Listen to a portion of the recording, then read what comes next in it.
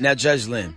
Not Judge Lynn, real Judge. Well, real Judge Lynn. We see you on the show. Uh-oh. You preside over a lot of things. I'm sorry, I thought you were talking. Yeah, no problem. So there's a lot of things popping off in pop culture. We sit back here with our arms folded like, yo, that ain't fair. Mm-hmm. Case in point, this whole situation with Wendy Williams and her dude Kevin Hunter. Now, in addition to having to chump him off a considerable amount of change, considering that it's his fault that the marriage dissolved, she still has to pay to keep him, living in a house somewhere. Why is this? Because the judiciary and the legislatures got lazy. They used to have fault in the system, and you would fight about it. But the fights became so ugly and so protracted. They said, "Look, we don't care who did what to whom. We're just gonna slice it up by money and not take any."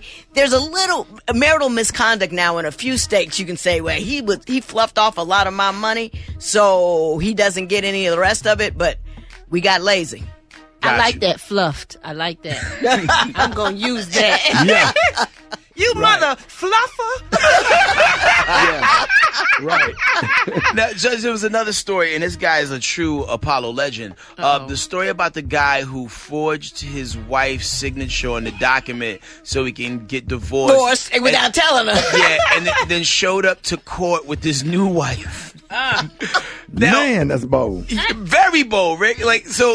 Should that guy do time over that? And is he still legally married to the other woman, even though the information was forged and he wanted to move on with his life? He's still legally married because he did not go through the process. You can't defraud the system or your wife. So he's technically a bigamist because he got married again and he represented to the new whoever married him. He represented falsely that he was unmarried. Wow. So yeah, he's a bigamist.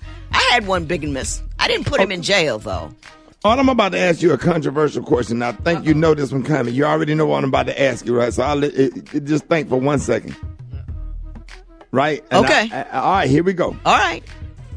Do you think the judge that was sitting on the bench behavior towards Amber Geiger in the whole Dallas police shooting situation was appropriate? And then give me the legal side of what you think. Let's just say if you was on the Texas State Bar Association, and give me the personal side and how you feel about that whole situation, because it was an uproar. Right. Oh, absolutely. Mm-hmm. I think what she did was grossly inappropriate.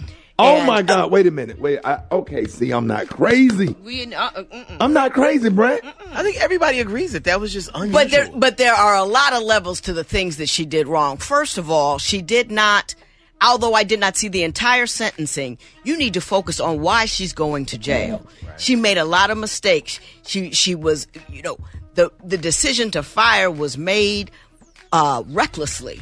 She didn't look around in her surroundings. She didn't pay attention. She already had some kind of racial animus. So she had all these things that she did wrong. That's what you focus on. You're going to prison for this, not, I'm so sorry you made a mistake. That's number one. Number two, you can't, not only are judges not allowed to do improper things, you have to avoid the appearance of impropriety. Amen. Yes. And if she's not in the habit of hugging murderers, then she shouldn't have hugged this one, because the only reason she hugged her because she was a police officer. That's number two. And that's what people come away with. And then what you do when you do that is you get divisive in the community because you upset people. You have to know how the optics look. Amen. Third problem that she had is she shouldn't have given her a Bible. What are you going to do with the atheist killers? You know what I mean? You can't proselytize from the bench. You just can't do it. Your beliefs are your beliefs. Right. But the separation of church and state is a very serious thing.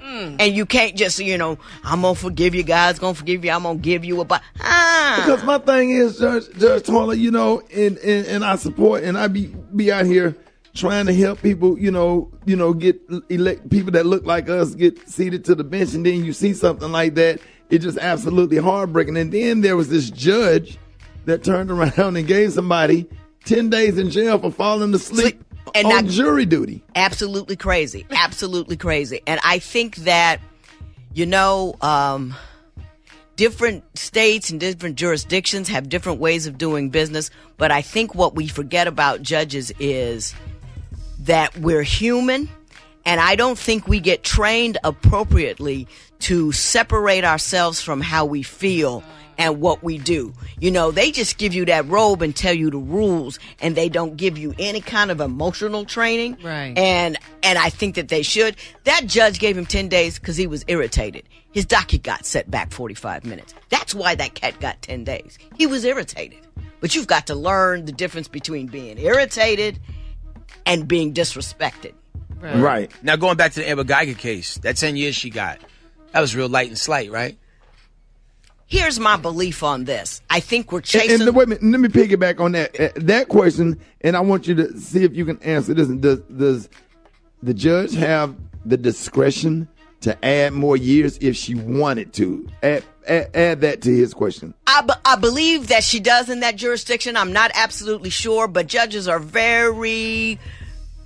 We don't like to, if the jury makes a decision, we don't like to overrule it because it's a court of equal, it's a jury of your peers. Unless we think it's really, really way off, you like to stick with what they did because this is the community that you serve, and these are the people in the community.